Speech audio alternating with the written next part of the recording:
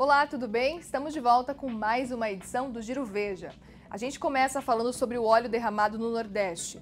O juiz federal Francisco Eduardo Guimarães Farias, da 14ª Vara Federal de Natal, expediu mandados de busca e apreensão em endereços no Rio de Janeiro de companhias brasileiras que estão relacionadas à embarcação Bubolina. Esse é o nome do navio da empresa grega Delta Tankers, que é suspeito de ter vazado o petróleo no mar. A investigação identificou, através de imagens de satélite, uma primeira mancha de petróleo a aproximadamente 700 quilômetros da costa brasileira. Isso no dia 29 de julho, na data provável do vazamento, em que o Bubolina era o único navio petroleiro que navegava pela área. Ele saiu da Venezuela e aportou na África do Sul. O óleo teria sido derramado nesse deslocamento. O navio tem 274 metros de comprimento e é maior até mesmo que o Titanic, que tinha 269 metros. O derramamento de óleo atingiu as praias de todos os 9 estados do Nordeste e é considerado o maior do gênero em extensão, pois um pesquisador da UFRJ informou nesta sexta que as barreiras e os navios podem não ser suficientes para conter o óleo na região de Abrolhos. O biólogo Rodrigo Leão de Moura, professor da Universidade Federal do Rio de Janeiro e um dos coordenadores da Rede Abrolhos, fez um alerta sobre as medidas que estão sendo implementadas para tentar conter o avanço das manchas de óleo na região de Abrolhos. De acordo com Moura, as grandes embarcações, que são os navios que a Marinha e a Petrobras disponibilizaram para fazer o monitoramento da região, são importantes, mas ainda precisam ser acionadas outras medidas. As manchas estão chegando de forma pulverizada, em tamanhos menores, com algumas dezenas de metros.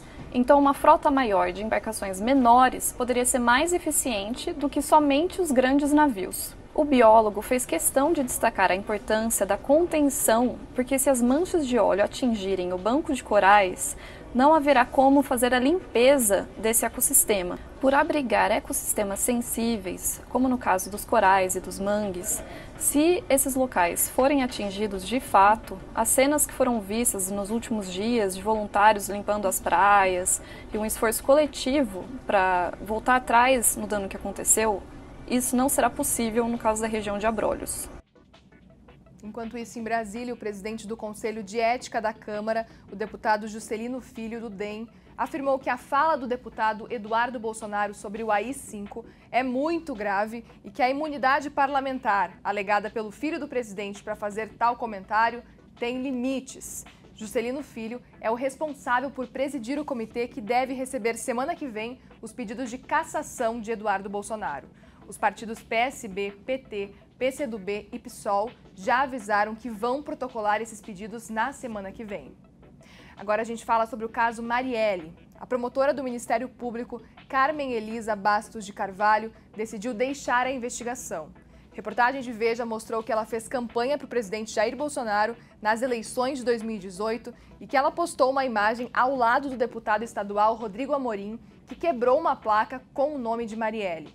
Carmen participou de uma coletiva de imprensa do MP nessa semana que afirmou que o porteiro do condomínio Vivendas da Barra mentiu ao relacionar o Bolsonaro com Elcio de Queiroz, um dos réus presos por envolvimento na morte da vereadora. E em Veja dessa semana, você pode ler mais informações sobre o inquérito que apura o caso dos hackers, responsáveis por invadir os celulares de autoridades, como o do ministro Sérgio Moro. A reportagem aponta que nas conversas anexadas ao inquérito, o hacker Walter Delgatti Neto prometeu à ex-deputada Manuela Dávila invalidar a Operação Lava Jato e libertar o ex-presidente Lula com os diálogos vazados. Manuela serviu como intermediária entre os hackers e o jornalista Glenn Greenwald, diretor do The Intercept Brasil, o site responsável pela divulgação das conversas entre as autoridades.